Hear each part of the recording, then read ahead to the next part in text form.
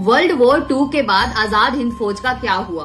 1945 में जब जापान ने सरेंडर किया, आईएनए प्रैक्टिकली कोलैप्स हो गई। बहुत से सोल्जर्स जंगल में भटक गए, बहुत को ब्रिटिश फोर्सेस ने अरेस्ट कर लिया। शाहनवाज खान बर्मा फ्रंट पर एक्टिव थे। प्रेम कुमार सहगल सिंगापुर साइड पर कैप्चर हुए। गुरबख्श सिंह ढिल्लो बर्मा सेक्टर में पकड़े गए। इन सबको प्रिजनर ऑफ वॉर कैंप्स में रखा गया और फिर इंडिया शिफ्ट किया गया। ट्रायल हुआ 5 नवंबर 1945 रेड फोर्ट में। चार्जेस थे waging war against the British crown, murder and abetment to murder, criminal conspiracy.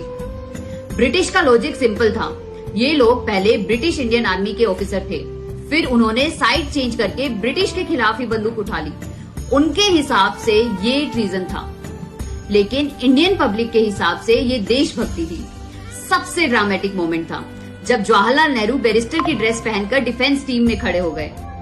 Defence का आर्ग्यूमेंट था, ये लोग ब्रिटिश के सब्जेक्ट नहीं बल्कि आजाद हिंद गवर्नमेंट के सोल्जर थे, तो ट्रीजन का चार्ज बनता ही नहीं। पूरा देश इनके साथ खड़ा था। पब्लिक प्रेशर इतना इंटेंस था कि ब्रिटिश को उनकी सजा माफ करनी पड़ी। और फिर 1946 जब रॉयल इंडियन नेवी म्यूटिनी हुई, तब ब्रिटिश को समझ आ गया कि अब फौज भी उनके कंट्रोल में नहीं रही, तो हिंदुस्तान को रोकना अब नामुमकिन है।